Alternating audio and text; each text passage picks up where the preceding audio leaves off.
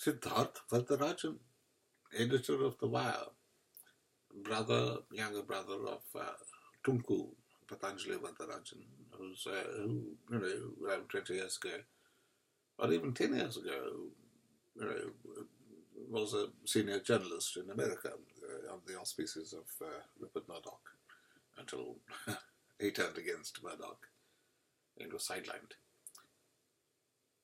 Siddhartha Varadarajan, writes in a very peculiar way. Superficially, when you first look at an article, or at least in earlier times when you looked at what he wrote, it looked as though he'd done some research.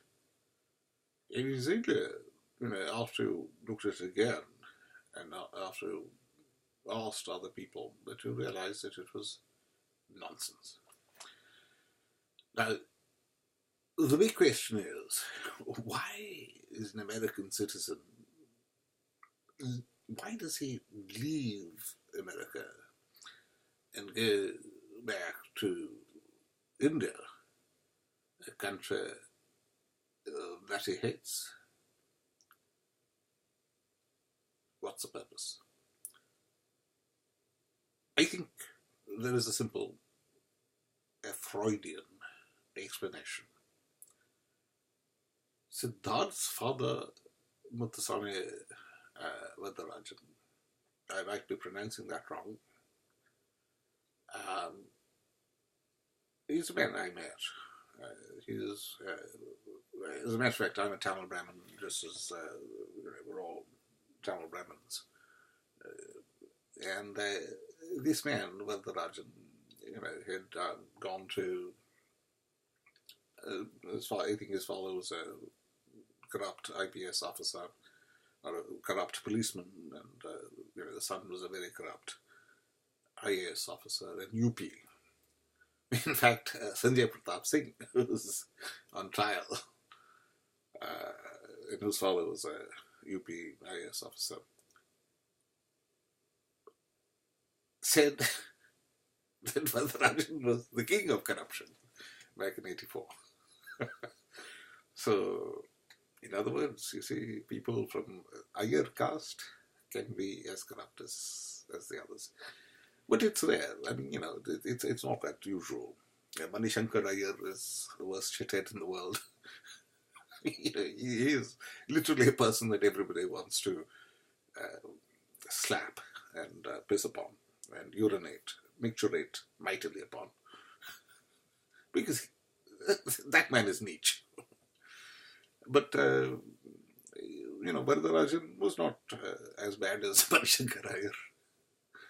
But he was, he's pretty bad, and he's very corrupt. And, when the boys were growing up, when they were here in London, I remember, Varadarajan called me and he said, look, you're younger than my eldest son, but you got 3 years at A-level. You got into LSE, going to a free, the government, in school. So persuade this boy that he can also do the same.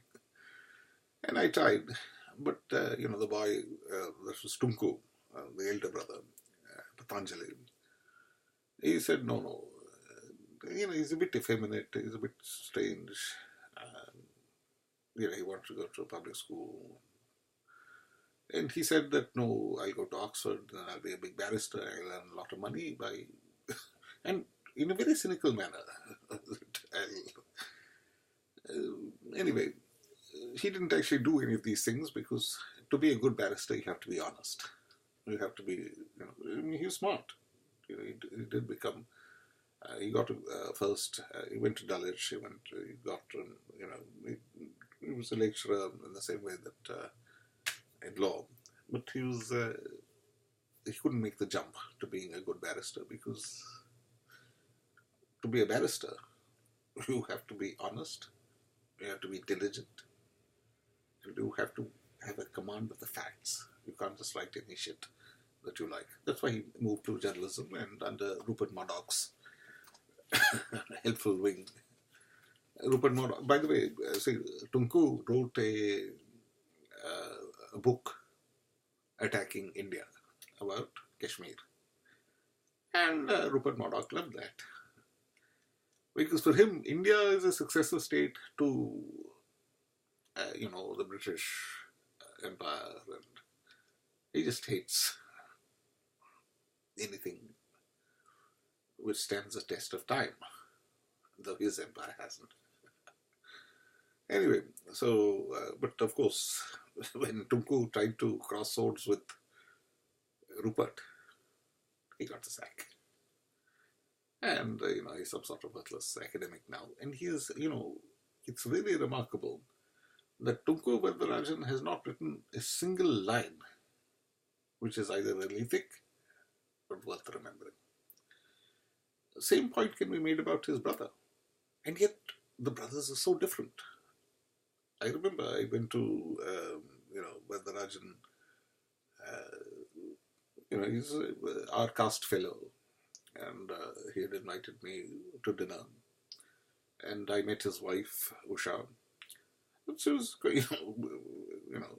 quite an aristocratic and person, or I would say arrogant person. And I met, Siddhartha, who was tall, bit fat, as he still is.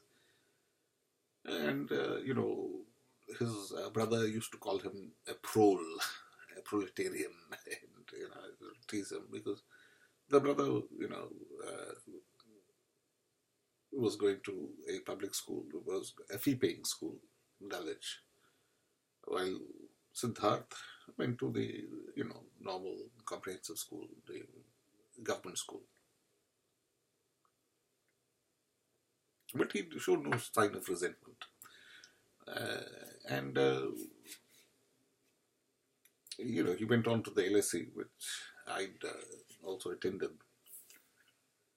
But, see, the problem with Mr. Varadarajan was that he was he was collecting funds for cultural purposes and using them to, to pay for his girlfriends, including Alessandra Lopez Arroyo, and it was just sheer sexual exploitation for money, which so-called feminists don't mind so long as they get paid. And I suppose, that was the culture of the time. It was the late 70s, the 80s, that was okay. But it leaves, it had a nasty fallout. These things damage people. If you're used for sexual purposes, it damages your ability to be a wife or to be a mother and to have a normal career. So I think that Varadarajan was a sociopath. And the way that he dealt with his own wife put him beyond the pale. Because, wife objected. And he promptly had a passport cancelled and deported. And had a sideline. And, that's not how people do things.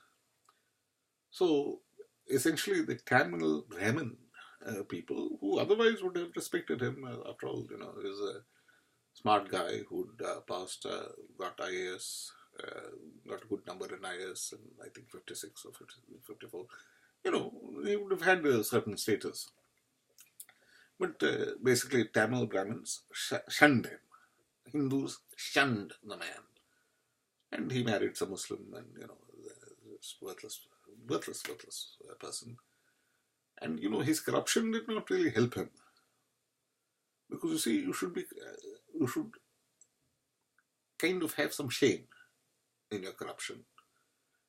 And, at least be an efficient administrator. And then after that, after you retire, there are plenty of opportunities for a good person. And, he just went mad and, somehow thought he had some cultural. He grew a huge beard. I remember Maharaj Krishna Rasputra, simply cutting the man. This great big, fat, pot-bellied, bearded fellow, trying to accost N.K. Rasputra, who's close to Mrs. Gandhi, and he just simply cut him. It was a Tancroft cut, as they say, because the man was disgusting. He was outre. He had gone over the top, and one can sympathize with Patanjali, with Tunku, for wanting to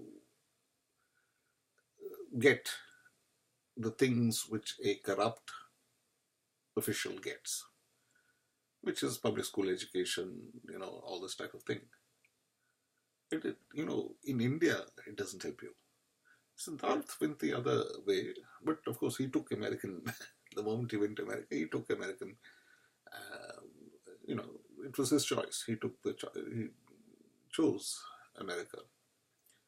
Now his wife, she's a leftist, and if you are a woman, there are very many family lineages in India which are quite different from mine, where your hatred of the patriarchy, the very oppressive nature of the men in the family, would cause you, of course, to say religion is a horror show, and to embrace, any extremist ideology.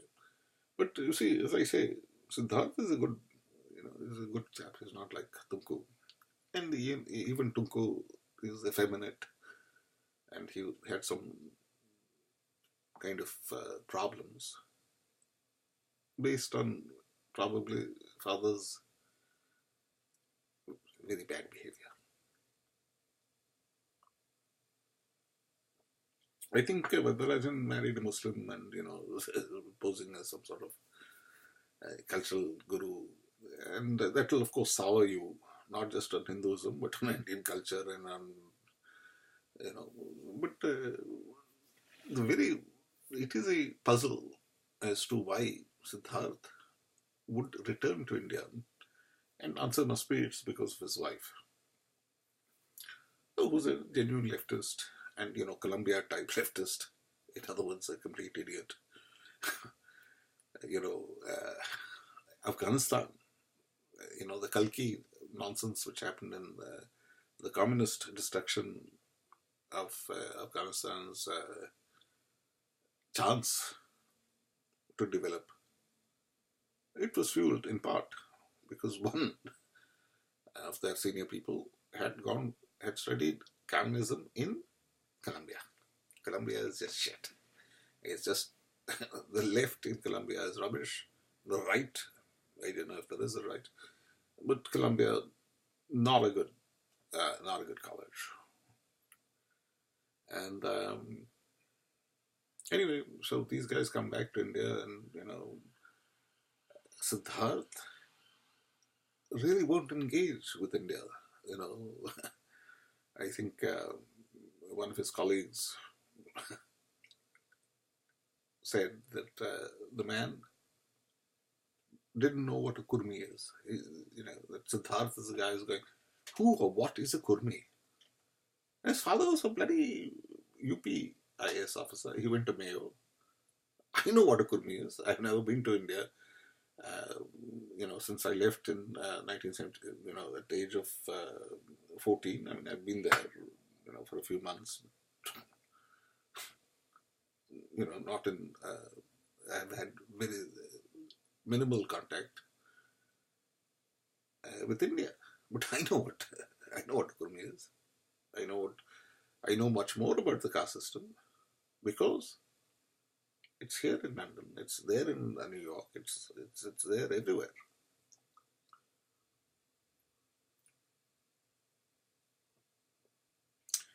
People like us, Tamil Brahmins, are trusted by Muslims, by people of all you know, anybody from Pakistanis, Bangladeshis, but please, you're Brahmin? You're Indian? Yes. Brahmin? They'll come to your house, see that you're living simply, and they will put 10,000 pounds in your bank account. Please look after my money. They will even, in Afghan, a Pathan chap, he brought his sister. He saw that I had got one spare room. He put his sister in my spare room. She was a beautiful girl. He said, no, she'll cook for you. She'll be your sister. Yeah, okay. I do like food. And she was cooking nicely and she was doing her exams. She passed her exams and, fine. That was his elder sister. Why? Why did he put... Why do people trust the three Z's? Zar, Zameen, or Zid? Gold, land, and woman.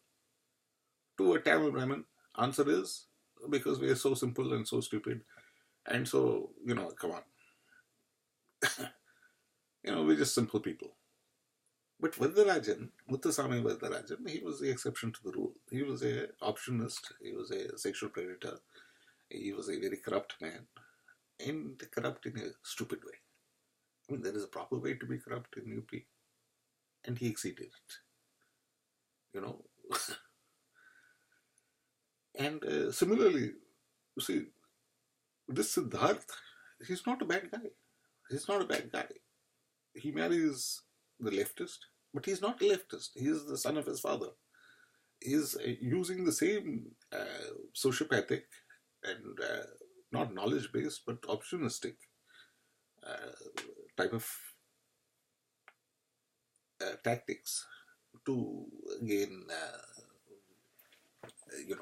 to gain a hegemonic position, which he did briefly, for a brief period. That type of English, I don't know what Kurmi is, but in Hindu, he was working for the Hindu, he was a high position in the Hindu, and any Tamil Hindu or Muslim or whatever who met him would say, oh, okay, he's completely not from here. He is from here, but he's not from here. But you see, the problem is that he was not from anywhere. He was not from anywhere.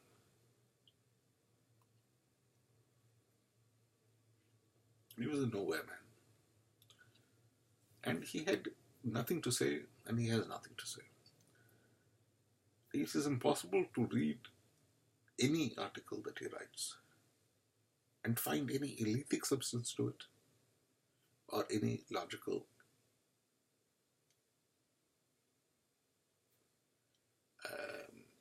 deductive aspect to it. This is impossible. It is gesture political. It is just, nonsense. It's like his father's beard and pretense at being a Hindu and carrying Indian cultural values. But Siddhartha, fat guy that he is, or fat as well, I don't believe that he is doing it for sexual gratification or for monetary gain. He's doing it because he doesn't know how to do anything else. In many senses, this is why this American writing in India, or being an editor in India, in many senses, this nowhere man in India represents a picture of the futility, the utter futility of, I won't say elite discourse, because elites don't talk shit. They'd stop being elites if they did. But, just being a pointless little shithead. Yeah. Siddhartha is just not very smart, nor am I. But